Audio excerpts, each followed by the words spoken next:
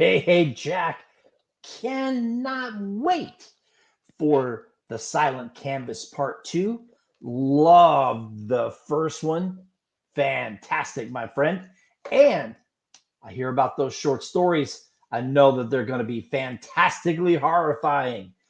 And the little bird told me that it was someone's birthday. So happy, hauntingly wonderful birthday, my friend. Have a good one.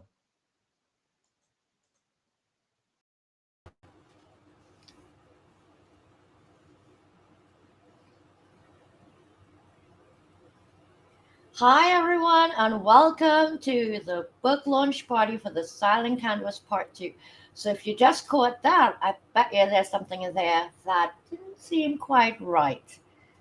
That was a beautiful video testimonial by none other than Jason Forehand, the founder of HR4U. Jason is a big fan of Jack's slash Brian's, and he really loves Silent Canvas 1. So, Silent Canvas 1 actually did um, launch in March 15th. But the short stories came out on Jack slash Brian's birthday. So that's why you're seeing what you're seeing. And I thought that, it would be a nice addition because we're going to talk to our author, and it's been quite a journey. It's not even been 4 months, and this is his third release. So I want to say hi to Jason because I see you just popped in. Jason and Joe, I don't know if you missed it, but your testimonial was up there just a short while ago. Guy, it is so great to see you. I haven't seen you in ages. Hello and welcome, and hello, Sharon. Okay, so I know LinkedIn is always a little bit delayed, so I'm sure more people will be joining soon. So we have such an exciting time lined up. Not only are you going to speak with Jack, you are also going to have the opportunity to meet his wife. And his wife is actually someone um, that the majority of my community knows very well because she is in my community too, and I am in hers. She also recently launched a book. So this couple is on fire. Now, more than anything else, the silent canvas is burning everything to the ground. That is the God's honest truth. And you think that you loved one, you have no idea what's coming at you into. That's all I have to say. And we will leave that there for now. And we are going to bring up the author himself. We're going to get right into this. Please welcome to the stage author Jack Torrance. Hello. Hello. Yes, good evening, everyone. I Great to am be here. great. It's not about how am I. How are you? Congratulations. I Oh, mean, thank you so much. Doing great. it's a big night. It's a big night, and the thing is, It you've been really is. here before twice. This is the third time. I Yeah, mean, third like time. this is mind blowing. I thought I'm moving at a rate. I don't know. You are like on the freight train to like, oh my God, you are just hot off the press. I am so proud of you. So honored to work with you. But Thank you. I will say it's not every day that you meet an author that is so, he's driven, he's goal oriented, he knows what he wants. He doesn't have to stop and think twice. He's very decisive, as am I. And so, as a result, we work very well together and we can put these books out top quality in great time and really deliver some serious impact. Um, so, I want to say hi to Aaron. I see that he just popped in. We got to say hi. Oh my goodness, master of disaster, what broke? Well, I don't know what broke, but all hell is about to break loose tonight. That is for sure. Whoops. Yep, you said broke, and there went my ring light. Thanks so much, bro. Appreciate it. Hey, Lisa, how are you? Nice to see you in the house as well. Okay, so let's just jump in and really want to get through a few questions here with you, because I think that while the audience has had the opportunity to meet you a couple times before, as in the last two books, this is a whole new book. It And sure is. yep, and each one stands on its own. As much as it is a trilogy, each book also stands on its own. So, Brian, uh, it's been 4.5 months, right? I mean, this is your third book already. I mean, you also work a full-time job. So I sure do. Yeah. where on earth do you find time to do this? Because I can tell you, most people that are writing a book will take quite a long time to write one book. Yeah, and to answer that appropriately, I think it's really how it feels to be a published author and then have 3 books in those 4.5 months, with a fourth book, as you know, on the way. It's already written. It's now in the hands of somebody I trust in editing and formatting. You're intimately involved in the cover and everything else that's coming, before too long. So it's a very surreal feeling. It's a great feeling. It seems almost inevitable, something long dormant inside that's kind of finally erupting. And writing under the pen name, as everyone knows, uh, up till recently, just Jack Torrance, only as me as Jack Torrance. It hasn't been just about storytelling. It's really been a reckoning. It hasn't been in any way a punishment. It's been more of a revelation. Working behind this mask has allowed me to channel everything that I faced growing up, psychologically, creatively, even at times spiritually. And these stories, I feel like they push the edge of being on the emotional and physical and psychological horror for the readers. I do want to take just a quick moment and touch on the themes in Silent Canvas 1 so we have a good understanding of Silent Canvas 2 for anyone who may not have read Silent Canvas as of yet. Absolutely. 3 themes we want to talk about very quickly are obsession and control, disguised as love. For those that are familiar with the series or been reading 1 and can't wait for 2, at the core, Silent Canvas is a chilling portrait of obsession masquerading as love and devotion. Second theme of trauma and inheritance and the haunting of past lives, particularly Natalie, the main antagonist of the story. It revolves around how the novel explores trauma that doesn't simply vanish. It mutates, it embeds itself into your memory, and it's passed down like a cursed heirloom. And then finally, the fragile boundary between madness and art. So we see that it's called the silent canvas, and art in the silent canvas is both a sanctuary, but it's also a moment or site of collapse. So whereas in Silent Canvas 2, how this is going to transition, these themes now transition to something different. And grief is going to be portrayed as a gateway to madness. In Canvas 2, grief is no longer just an emotional wound. It becomes a doorway to something psychological and spiritually deteriorating. You'll see that corruption of motherhood and the birth of evil is inherited. Natalie, her relationship with her children, particularly her daughter Elise and her newborn son Elric, is marked by a fragmentation, a distortion of affection. And Elise becomes a living reminder of her past trauma, where Elric is born under the shadow of violence and psychosis. And this theme explores how motherhood, often romanticized as something sacred, becomes a vessel for inherited darkness. And finally, devotion transforms into vengeance. So this book is a lot about vengeance. Natalie's devotion to Ulrich doesn't just die with him, it metastasizes. What began as romantic idolization becomes something far more sinister, a drive to avenge, to protect, and even sanctify the man who destroyed her. Through whispers, visions, and her own unraveling psyche, Natalie becomes both a mourner and a martyr, and an executioner and a disciple. Her love is going to evolve into this unholy holy war, carving a path of blood in Ulrich's name. It's going to ask the reader, when does devotion survive death, and what form does it take, and how much destruction will it demand?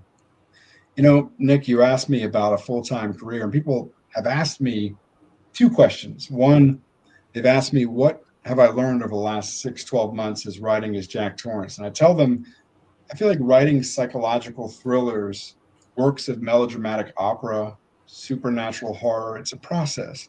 It's a journey where great writing of existential horror is the horror that doesn't just scare you, it unsettles you. It strips away comforting illusions and leaves you staring into the abyss where nothing but the horror stares back. When each book becomes a bleeding artifact and each chapter is a piece of the shadow made visible to the few fortunate readers riding along in the journey with you. As far as the last part of your question, I do have a full-time career other than writing. I work in finance for a very large multinational financial services firm, and balancing both the writing and my full-time career in finance, it hasn't been easy. In fact, Imagine. I get I get this question asked a lot. Where do I find the time? I really don't. I have to steal it.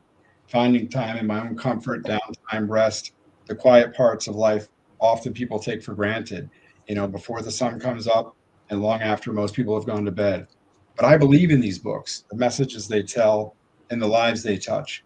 And when you believe in something that deeply, your obsession of the world you're building becomes a bit of a blur between obsession and devotion. So that's how it answers your first Love question. that. I love that because how can I not relate to the obsession to devotion, right? I myself worked full time for 2 years around establishing this business. And like you say, even though you work full time with an incredibly high pressure position, I mean, you're dealing with people's finances at the end of the day.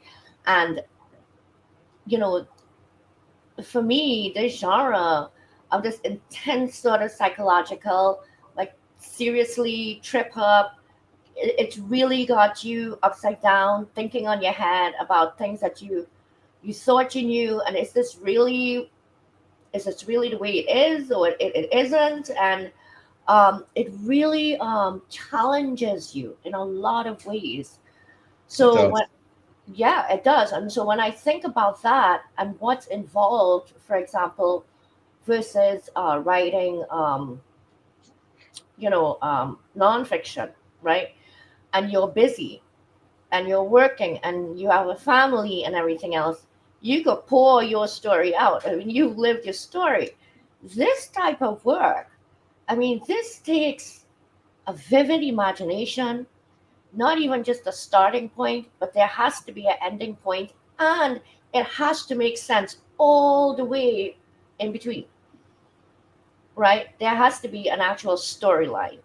And as readers read your books, I think they're going to be just as mind boggled as I am, not just by the content in the book, but how it is that somebody comes out like guns blazing with books one after the other of this caliber. Like you just don't see this every day, is what I'm trying to say.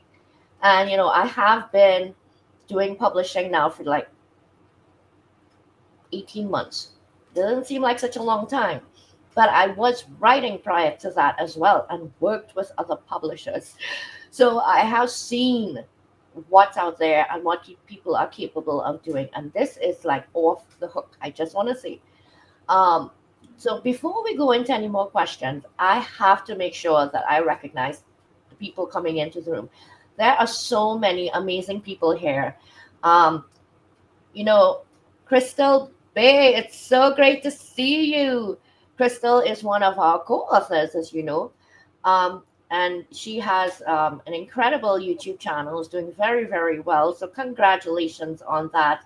And I do believe that I see Randy House in the house. Awesome guy, what's up? I am so glad you could join us. Maybe the temperatures have cooled down a little bit because I know you're sweltering where you are.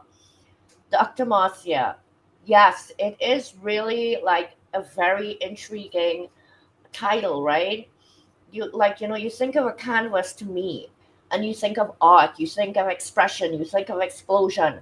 It is, the canvas isn't talking, but it's you talking on the canvas. That's your voice, right? So the whole concept of it is very intriguing. You read that name and you want to know more. So I'm going to bring up some more of the comments a little later as we carry on with our interview here with Jack. So, Jack, what's been your favorite part of the journey so far? I mean, it's been 4 months. Yeah, you're right. And it's something you said a moment ago in all of your praise and very nice comments is that I will say what's been a driver for me and my family and the whole process, frankly, is that it's a love, right? It's not just a hobby, it's an obsession. It is something that your passion drives. And so, and these stories, they've been in my head for a long time, characters in my head, and they've evolved as you write, and some ideas work and some ideas don't. But ultimately, it is a love, right? So the finance pays the bills, and the writing is truly not just art, but it's passion, it's love, and everything else. What's been the favorite part of my journey so far? I'll say it's something kind of strangely sacred about this journey. It's like walking through memories of the past mixed with current inspiration, aspiration. It's hard to choose a single moment, frankly. There's been so many in this journey. Um, but I will say, I think if I had to name my favorite part, it's been this what I call the silence between the lines, the quiet, intimate space where when the reader inhales the story and feels something shifting inside of them, something they may not necessarily knew that they were going to face. Writing as Jack Torrance as a pen name has given me freedom to pour myself wholly into some of these works that are rather shocking in some ways. To confront some of the ugliness of my past with the ache and madness in times in my youth, to reshape it as something that stares back with strength and grit has been very important to me. I call it a brutal catharsis of sorts. Mm, Um, mm, the messages I get from readers, I'd say they mean the most. It tells me that the horror didn't just shock them, it reached them. And that's far more important.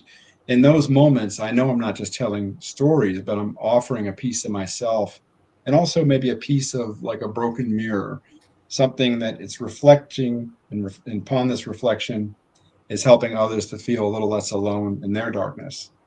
And I'll have to say the truest part or heart of this journey, most rewarding part, should be that it's the connection I'm feeling with readers, my community of super fans like Sharon and Jeff and so many others out there that have been supporting me since day one, of course, my wife included. When someone tells me that the words haunted them or that a scene broke them open in a yes. way they didn't expect, I feel that there's something really powerful, spiritual, even eternal going on there. Reaching into a reader's mind, shifting their comfort zone and level is profound, sure, but it's also something to be said for stirring up their heart and soul and desire. There's real power in making people feel through words, through my words, whether it's fear, anxiety, grief, twisted love, or the aching weight of inherited madness, like it is in the canvas. To know that my stories don't just pass through you, but they cling to you. That's Mm-hmm. that's the part that I'll never take for granted. That's been the most devastatingly beautiful part of this journey, and in the communion and connection with my readers, it's an invisible thread between me, the creator, and you, the witness, that makes it all worth it. Wow. Me, the trader, and you, the witness.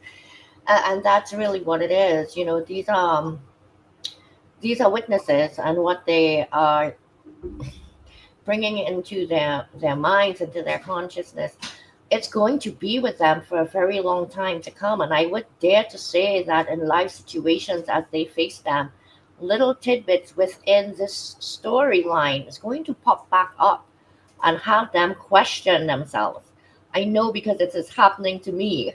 I mean, I've had the opportunity to be, intimate with not just the manuscripts, but working with Jack, Brian as well, right?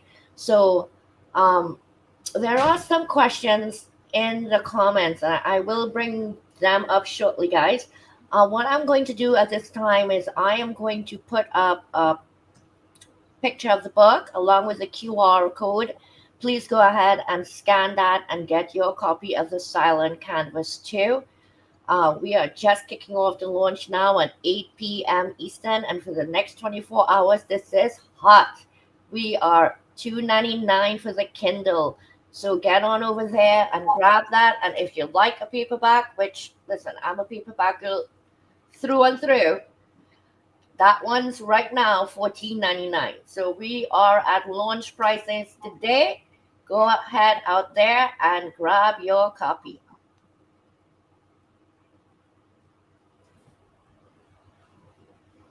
Aha, bet you didn't have your phone out. Guess what? We're going to do that again because now your phone's out. Aha, let's do that again. Ready?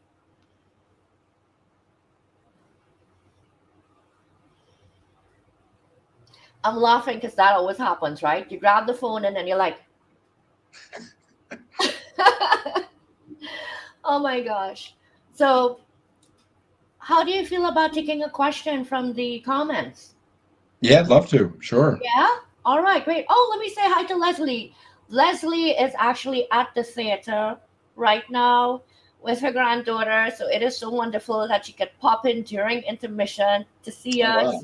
It's very lovely. And looks like Crystal already grabbed her copy. Whoop, whoop. Very good. So if you go in to buy Canvas 2, I am telling you, if you don't have one, you better make sure you grab that one as well. Can you stand alone on each book? Yes, they are written that way. But trust me, you need to know from the beginning what's coming hurtling forward because that's literally how this is happening. It's coming at you, right? It's like being in the middle of the train and you miss the first 6 cars. So you can't do that, right? You want to understand when the wreckage hits why. So you got to make sure that you grab one. And while you're there, check out some of those reviews. Because if what Jack is sharing with you tonight, some of what he's heard from the readers, I, as the publisher, I'm hearing it too. I have people reaching out to the publishing company who can't get in touch with him directly, right? So they're reaching out to me to tell me about one and when is 2 coming and when is 3 coming, which I've shared with him so that he can be in direct contact with his fans. This is what a true author does. He wants to be in contact with his fans because he wants to be able to let them know what's coming and he wants to be able to answer their questions. All right, so are we good? You ready to take one? Yeah, let's do it. All right. So this one from Guy. What was the biggest challenge you overcame to put this project together? Okay, so let me just make sure I understand the biggest challenge as far as publishing or biggest challenge as far as writing. That's a good question. Maybe you could throw that in there for us. We already know in terms of professionally, you do work full time, but like you said, when you are obsessed, you will find time and space to do it. That is for sure. Yeah, because I just want to make sure I answer that question to the expectation so it's helpful to the person who asked. All right, so let's see what's going on, and maybe another comment will come up there for him, and we will have a better idea. So in the meantime, let's move on with a couple of the questions that I had prepared. We good? Of course, yeah, either way. Perfect. All right, perfect. So I want to know what can readers expect to walk away with from this series? Like it's a 3-part trilogy, right? Um, and other than pure enjoyment of loving the genre, because a lot of people just, they go for the psychological thrillers, they just want to get lost in another world. Um, are there like lessons, life lessons, uh, change perspectives? What's going on in this book outside of a fictional story uh, with a lot of imagination, even in some cases bordering on the sci-fi fantasy almost, right? So what can we expect out of Silent Canvas 2? Sure. Well, the whole series is rooted, as you can probably sense from one, and you'll definitely sense once you get through two, in a psychological horror thriller genre. But it does aspire to be more than simply a work that unsettles or entertains. I'm hopeful that readers will walk away having witnessed how love, when twisted by trauma and obsession, and really unhealed wounds can become indistinguishable from control and madness and even devotion weaponized. I think it'll make readers question their own definitions of sanity, identity, morality. It'll raise questions like, what becomes of us when grief goes unnoticed and unanswered? How do we respond, react when justice is denied? What happens when the lines between a protector and predator dissolves? So the story forces a confrontation within the darker corners of human nature and the human mind, parts that we often look to hide or ignore, or even romanticize. More than anything, Nick, I think the heart of this question is, I hope readers will leave with a sense of introspection, that maybe the most terrifying monsters aren't the ones hiding under our bed, but they're the ones we love, they're the ones that we often maybe even become, and the ones we justify and excuse in the name of love. This series doesn't just offer lessons, it offers hauntings, echoes that stay long beyond the final page after it's turned. Beneath the surface of the horror and the suspense lies something more corrosive, a slow, deliberate erosion of our certainty. Readers won't just find clean morals or comforting resolutions here. There's no simple calculus with the Silent Canvas series. Instead, they're going to find a mirror, cracked and rather unkind, held up to the soul, revealing the darkest parts that we try to hide, run away from, and bury in the backyard. I think readers will find that these questions are going to pulse under their skin. What if love isn't just madness, but it's madness that wears perfume and wears a pretty dress? What if devotion is something more than just elegant charm, an enchanting mask, but it's obsession looking to repurpose itself? What if the most terrifying transformations don't happen with a scream, but with a whisper that sounds a lot like love and soft caressing comfort? The Silent Canvas is not just entertainment, it's about infection. It's going to seep in, it stains. It's going to leave the reader unsure of what it's witnessed. Is it a tragedy? Is it a love story? Or is it the birth of something both sacred and profane all at once?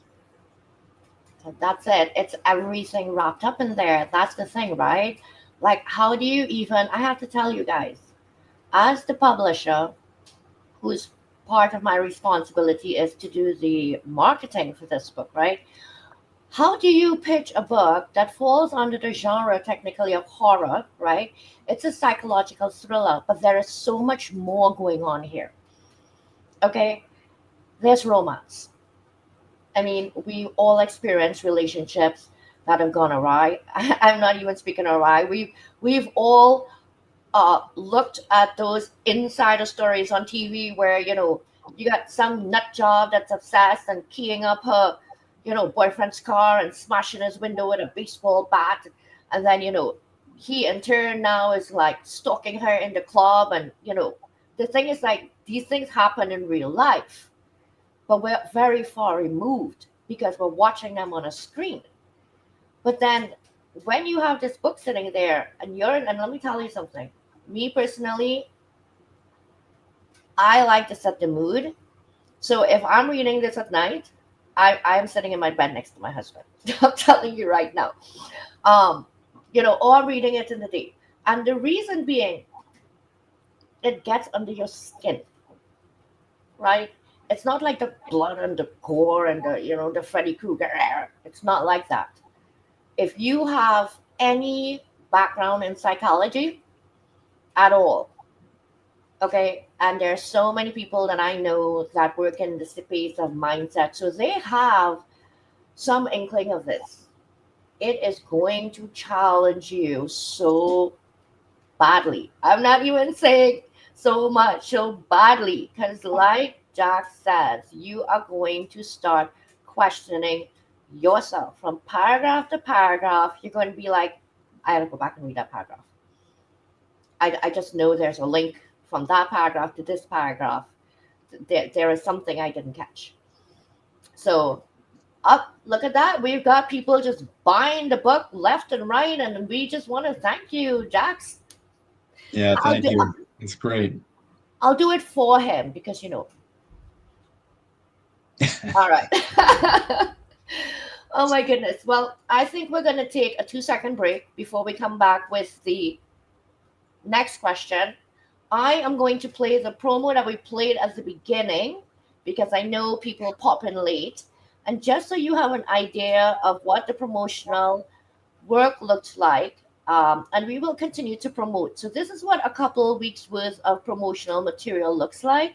And if you work with Guiding Brilliant Writers, we not only provide these, they go across all platforms. We're talking Facebook, LinkedIn, Instagram, TikTok, and latest YouTube.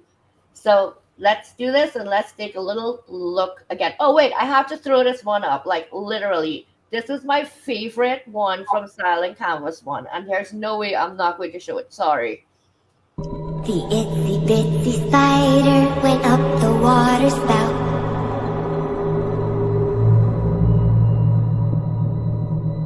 Down came the rain and washed the spider out.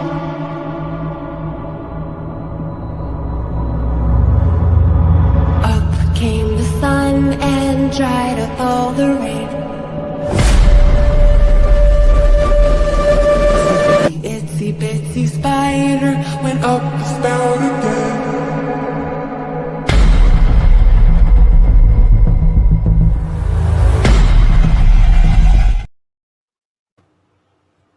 Okay, now why was this one of my favorites?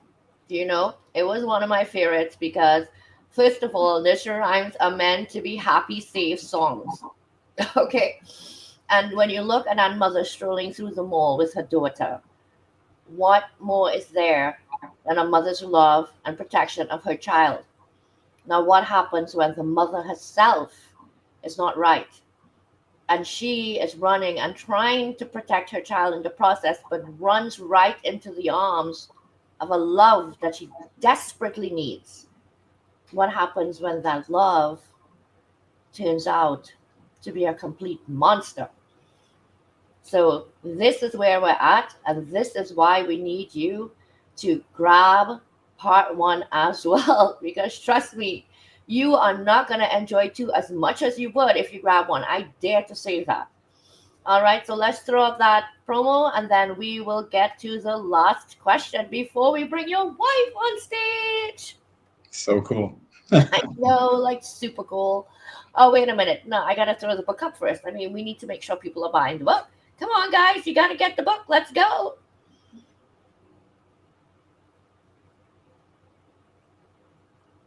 All right.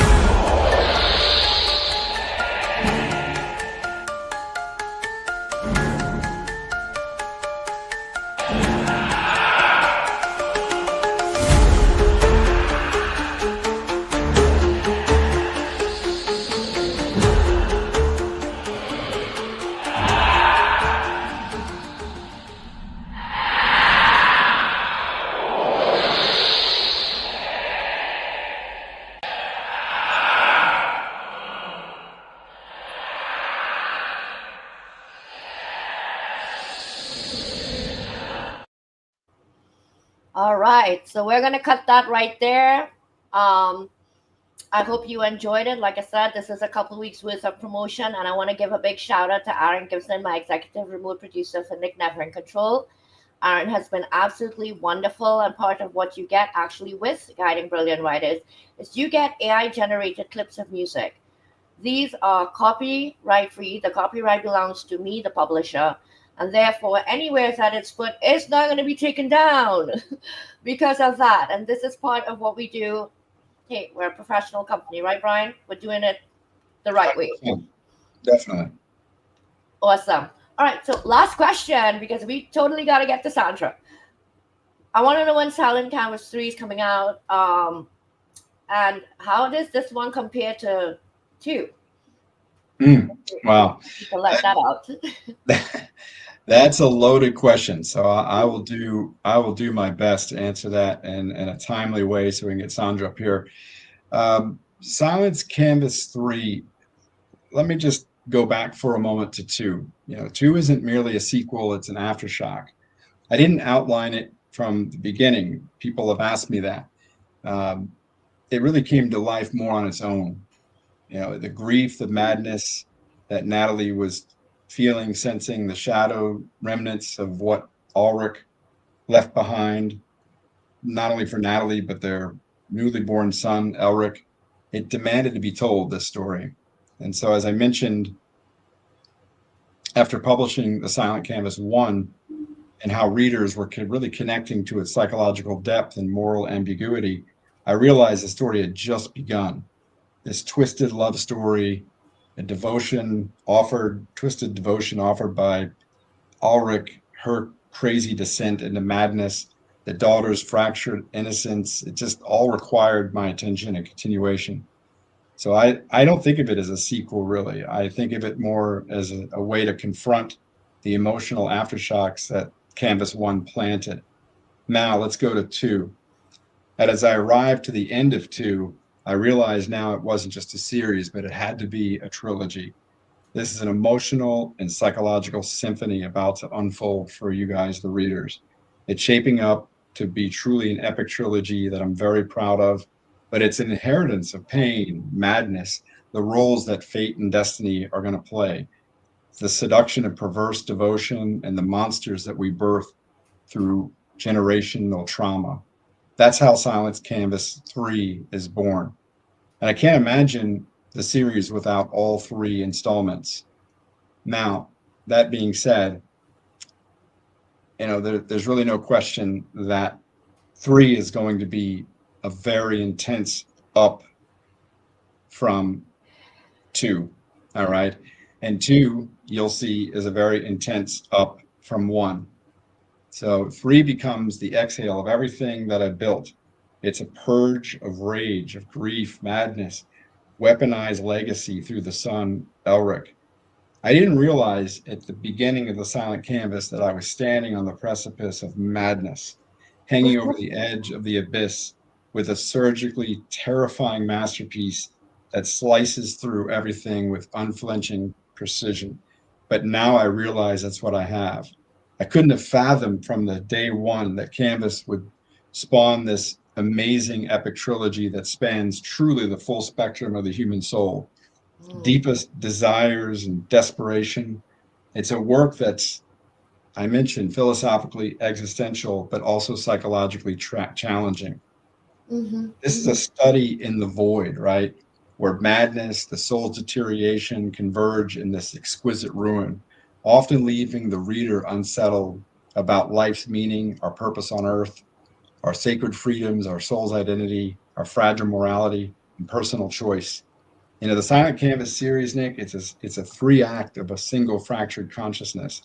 Identity is going to crumble. Faith is deformed. Salvation wears the mask of annihilation. I want you to think about that. Salvation wears the mask of annihilation. Wow. Where trauma is transmuted into art and shadows, they're shaped by the hand. Where tortured souls, you'll see in all 3 books, turn grief, fear, and pain into something profound, but also horrifyingly beautiful. What I offer the reader is very emotionally raw as a performance.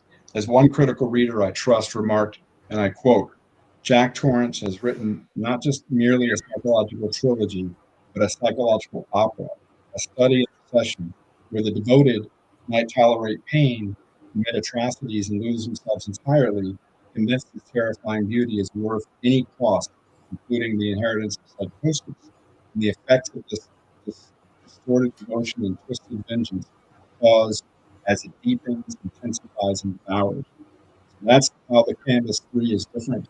It comes out on Halloween for those who are true psychological, supernatural, and horror fans. It is, however, I want readers to be warned, it is the most unflinching installment yet by far. It's the culmination of everything whispered, buried, and pastored in the first books.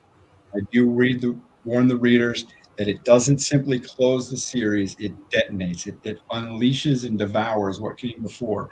And what it leaves behind, it'll never let you go.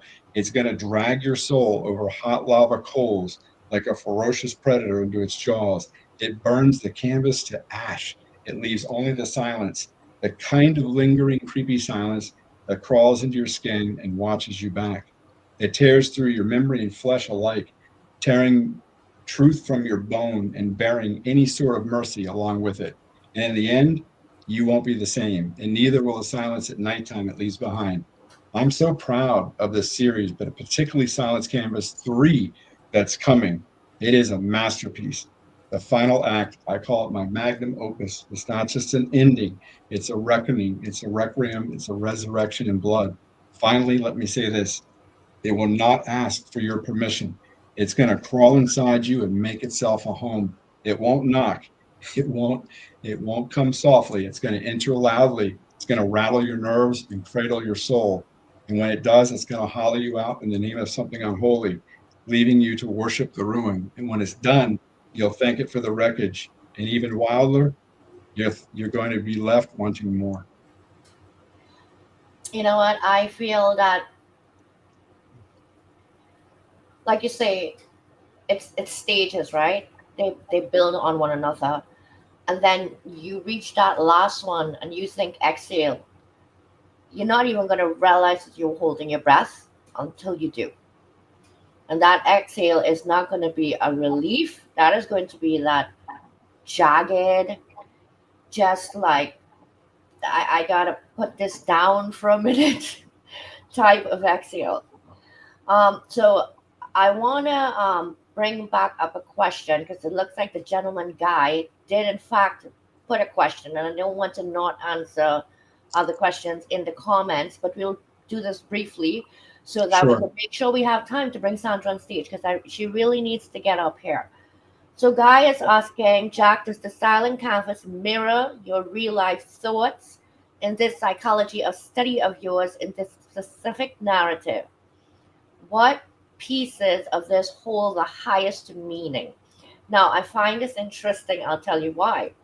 Because what people may not realize is Jack, Brian, has his degree in psychology. So this is not just a gentleman that woke up one morning and said, I love writing horror stories, so I'm going to write horror stories. No, this is actually also born of his study within this field. Yeah, and this is such a great question by Guy, and it is not an easy one to answer in this short amount of time. But I'll say, because it sounds like there's a few questions in one here, mirror real thoughts in real life. Um, it comes from a few things, right? There's a lot of pain and grief. There's also a lot of beauty in life. And studying both psychology and philosophy, I have degrees in both studies. I find that the balance between the two, right? The darkness and light that's really just ever present in everyday experience. You can, in the morning, experience one spectrum of the emotion and something completely different in the afternoon. And it's in the same day, it's in the same being. And so I don't know that these necessarily come from any real life that I'm dealing with, but just from my academic study, and also wrote in an anthology with Nick and many others, including my wife, about overcoming and becoming more than our diagnosis. And I was bullied tremendously as a child, and for learning disabilities and inability to read properly, comprehension issues, dyslexia, overcame a lot. But as a result, I paid a tremendous price of bullying through middle and high school.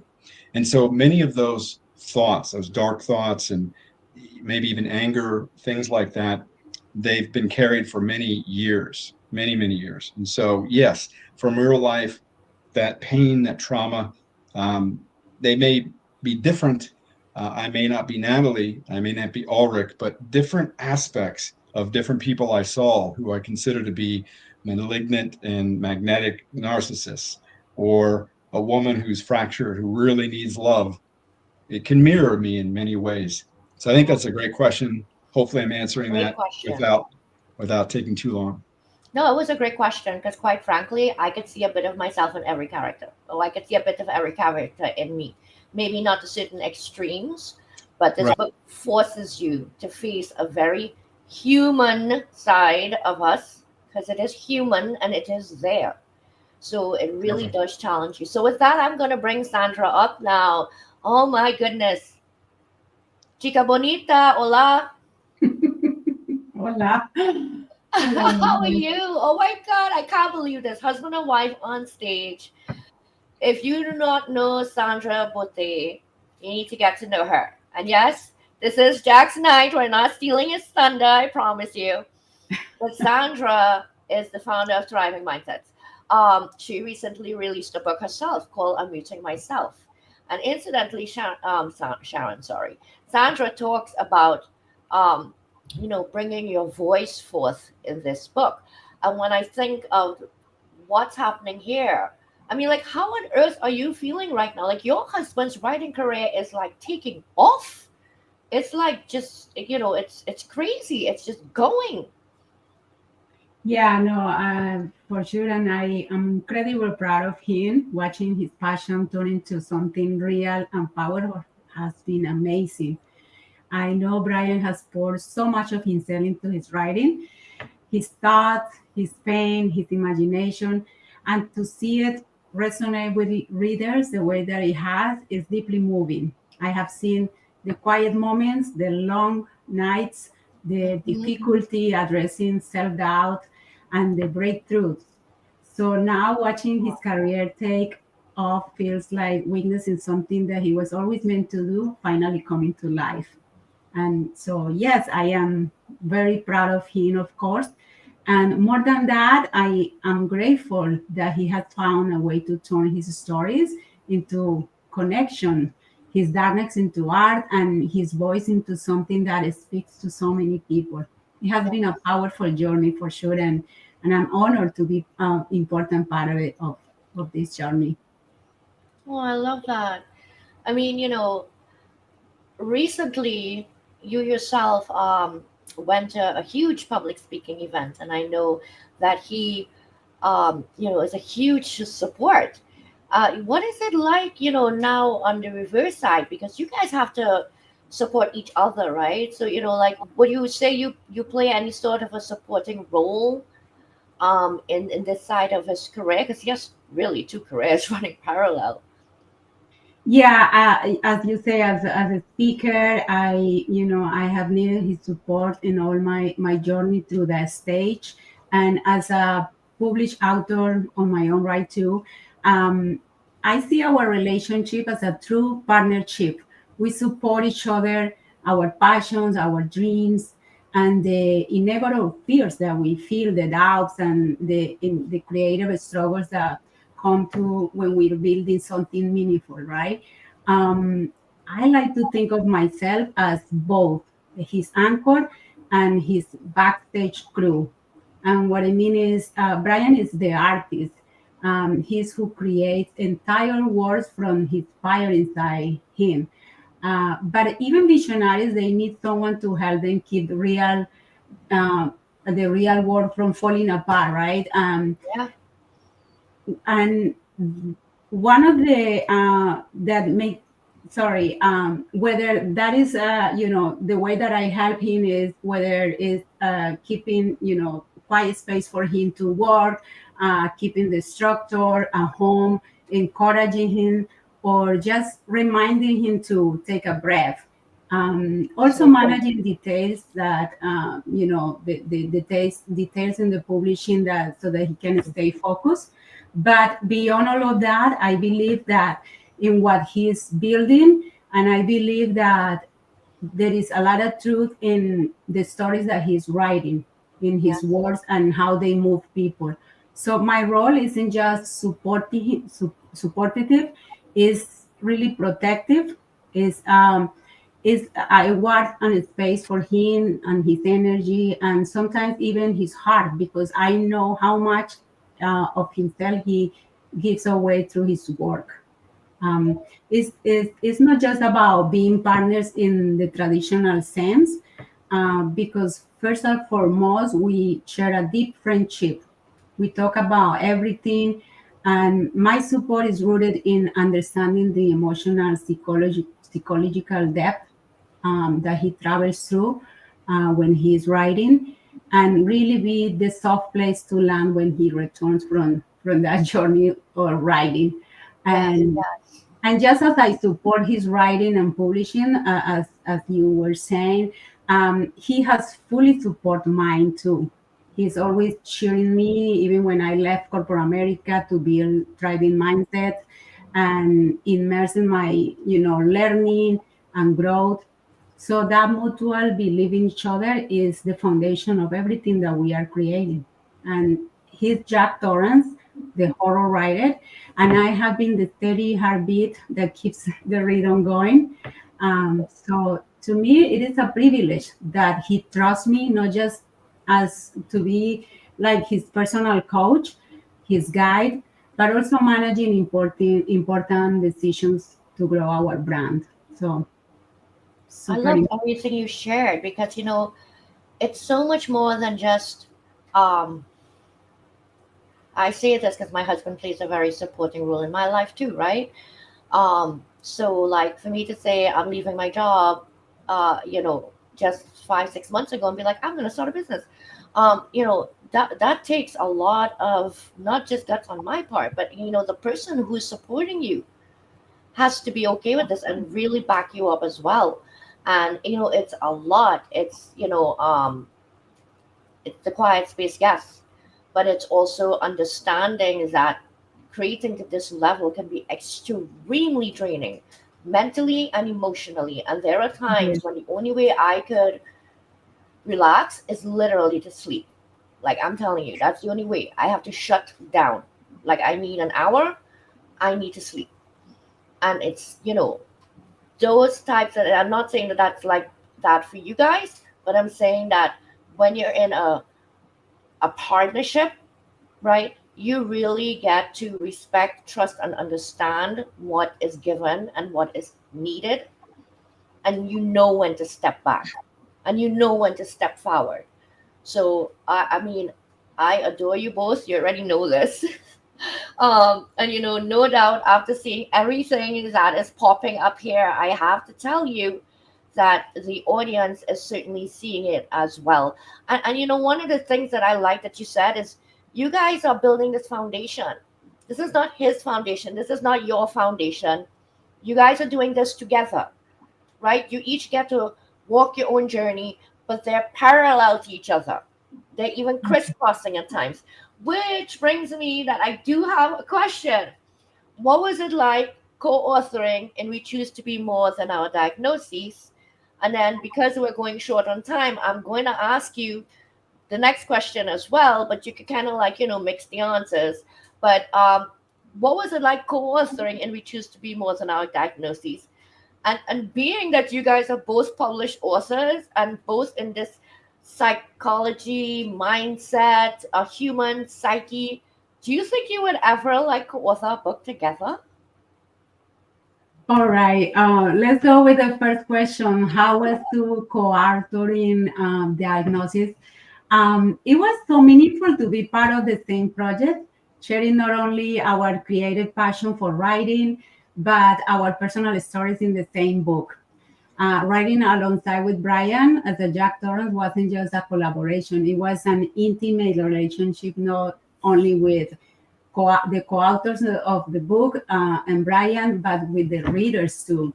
So we were not just writing side by side, we were decoding parts of each other's in the process. That's how it felt.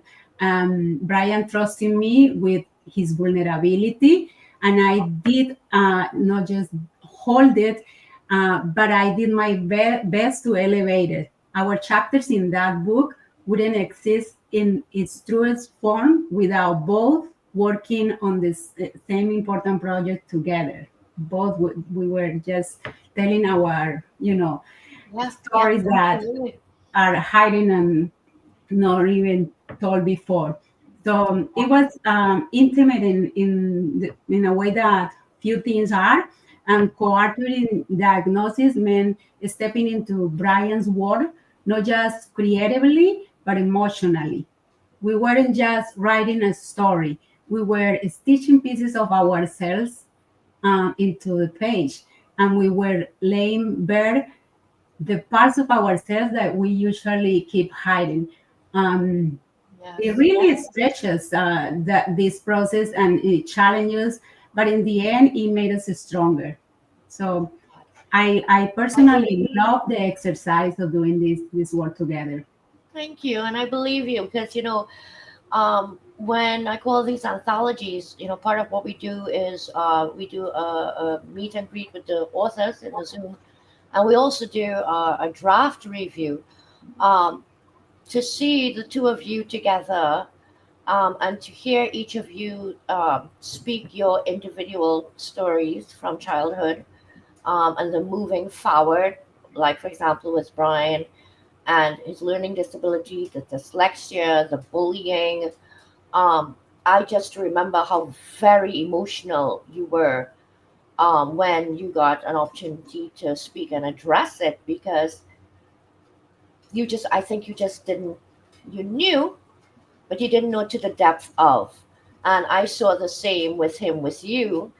And that's really what we see with each other's co-authors. But there was that additional layer of intimacy because you are a married couple, right? So Mhm. I could completely see how this would have strengthened your, your relationship.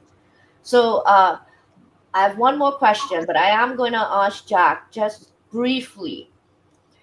Did you have anything that you would like to add, on the fact that you co-authored diagnoses? Because based on what Sandra's saying, right, for example, I'm just curious for like a couple sentences of what was your experience, the fact that you were sharing this experience with her.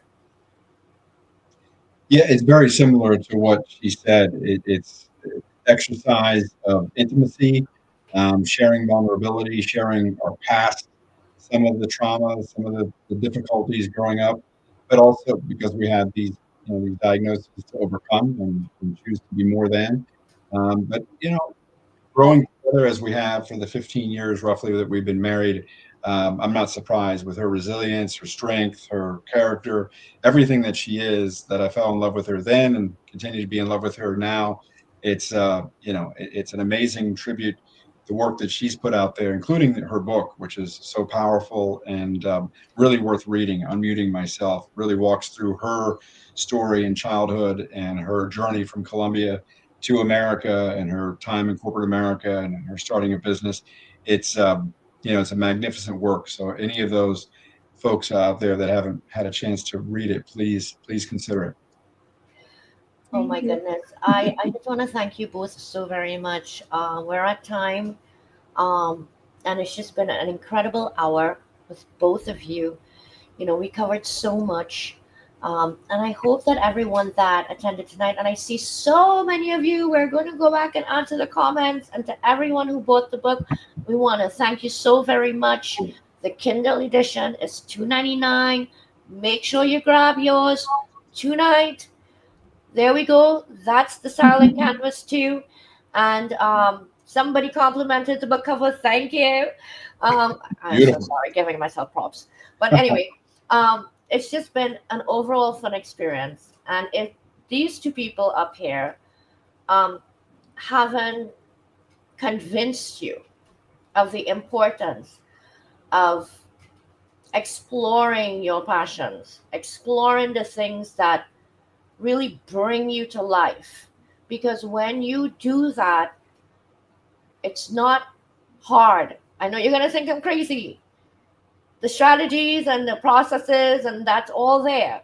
But what I mean it's not hard is when that type of creativity flows out of you, you become so in sync with what it is you're delivering because it is actually really a piece of Brian on those pages, right? That's what that is. And so when you buy this book and you read it, you are not just reading a story and honoring a writer, you are actually paying tribute to Brian Bothe and his journey of overcoming a learning disability, overcoming bullying, going to a special school to address his learning disability, and getting to this point in his life where he is now a three-time published solo author and one-time co-author. And I make that distinction only because he wrote a chapter in a book. He turned around, he wrote 3 whole books. Nick, there is a question. Right? There is a question from Guy. He's asking about how long really took for Brian to write. I don't know if you see the question. You want me to answer? Where? I'm so sorry. Go ahead. Yes, please. He said, "I have a question. How challenging was to keep Jack on track to complete the project on time? How long did this project to complete?" Oh, okay. So I was going to answer quickly. I know that we're running out of time, but I want to say after Silent Canvas 1, he started really working in Silent Canvas 2. After all the feedback, he explains, the new story just needed to keep going, the new book. But to really to be transparent, my problem wasn't that he wasn't writing. My problem was that he stopped writing and go to bed because it was too late. That is the honest truth. So it was the opposite. He really got into writing, and it's hard for him to stop it and go to bed. 4 months. The answers took 4 Yeah. months to complete in real months. Yes. And you know what? That just piggybacks off of what I just said. When you are in the zone, Right. time stands still. Everything else stops. The world stops moving. You are in that space, and no one else is there with you. Nothing else is going on. I know it because that's how I do these promotions. That's how I create covers. That's how I do all of these things, right? You are in a certain headspace that nobody else can really share that space with you, to be honest. You're in that space by yourself, like this. So it has been absolutely wonderful. I am going to bring you guys backstage. I'm going to run the QR code for Silent Canvas 2 twice. So you can grab your phones, get the camera open so you can be like, boop. Okay. I'm going to bring you guys backstage. Okay. Thank you so very much. Thank you, everyone. Buddy. Thanks, Nick. Oh my gosh. Wasn't that a fun episode? I mean, like, not only fun, like the Silent Canvas 2 book launch. This is like, what, March, April, May, June, 4 months after the launch of the first one. And yes, on Halloween, October 31st, Silent Canvas 3 hits. You're going to be right back here with us, and there's going to be so much more discussion to be had. And if you haven't already gotten your copy during this episode, now's the time to do it.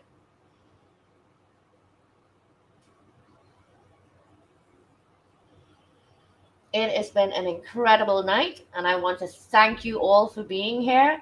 Thank you for the support, and go out there and have a horrific night while you're reading this. I'm just kidding.